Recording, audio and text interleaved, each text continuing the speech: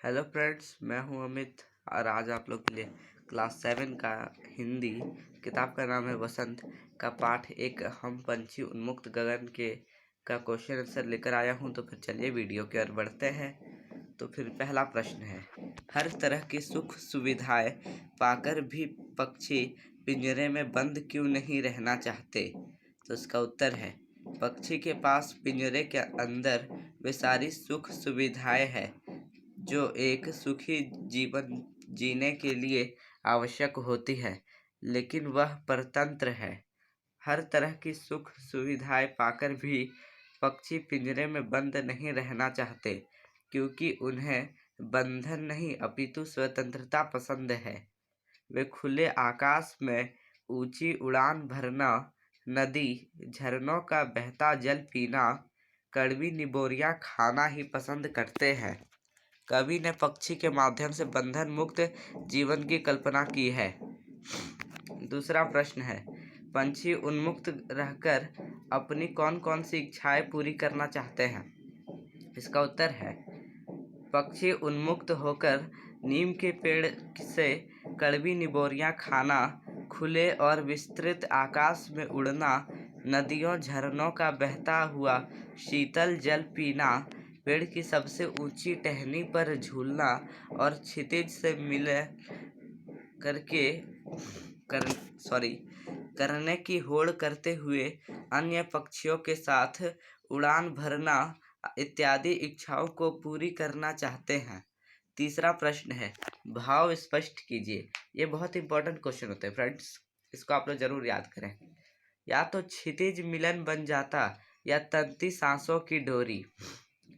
तो इसका उत्तर है, प्रस्तुत पंक्ति का भाव यह है, पक्षी क्षितिज के अंत तक जाने की चाह रखते हैं, जो कि मुमकिन नहीं है, परंतु फिर भी क्षितिज को पाने के लिए पक्षी किसी भी स्थिति का सामना करने के लिए तैयार है, यहाँ तक कि वे इसके लिए अपने प्राणों को भी न्योछावर कर सकते हैं, अर्थात स्वतंत्रता की कीमत उसके प्राणों से बढ़कर है।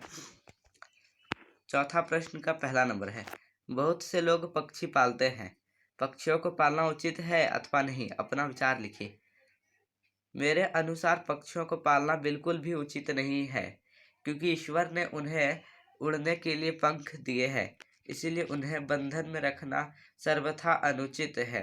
अपनी इच्छा से ऊंची से ऊंची दूर तक उड़ान भरना, पेड़ों पर घोंसले बनाकर रहना, नदी झरनों का जल पीना, फूल फल खाना ही उनकी स्वाभाविक प्रवृत्ति है। आप किसी को भी कितना ही सुखी रखने का प्रयास करें, परंतु उसके स्वाभाविक परिवेश से अलग करना अनुचित ही माना जाएगा। आज़ादी अनमोल है, सैकड़ों स्वर्णिम मुद्राएं देकर भी उसे खरीदा नहीं जा सकता। अब चौथे नंबर का दूसरा प्रश्न है, क्या आपने या आपकी जानकारी में किसी ने कोई भी में थोड़ी गलती हो जाती है, कभी कोई पक्षी पाला? उसकी देखरेख किस प्रकार की जाती होगी? लिखिए। उत्तर, एक बार एक घायल कबूतर हमारे घर आ गया, जिसकी हमने देखभाल की और उसके ठीक होने के बाद वह हमारे साथ ही रहने लगा। सब घर वालों के लिए वह कौतूहल का विषय बन गया था। हम सब घर वाले एक नन्हे बच्चे की तरह उसकी देखभाल करते थे।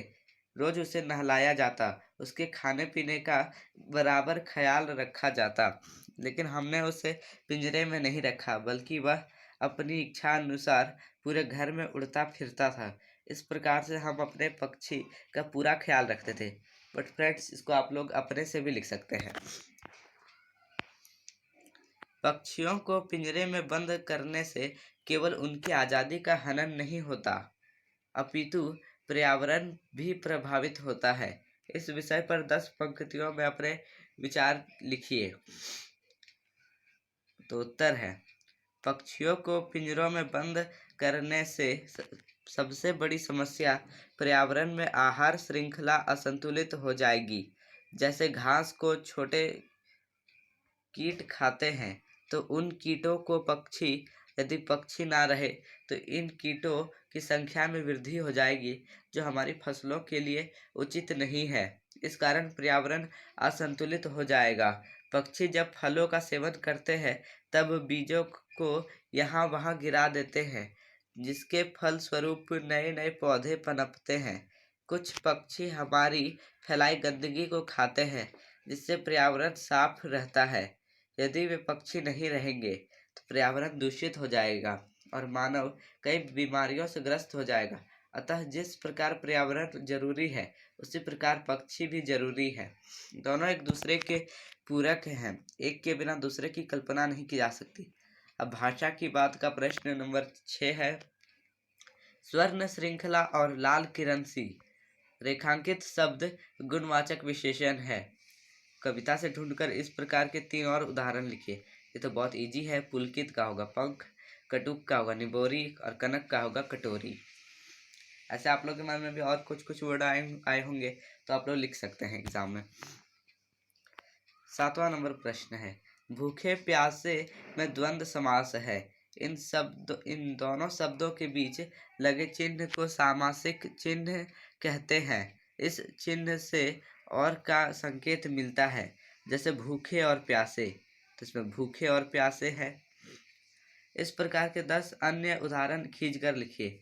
उत्तर है अमीर गरीब, सुख दुख, रात दिन, तन मन, मीठा खट्टा, अपना पराया, पाप पुण्य, सही गलत, धूप छाव, सुबह शाम।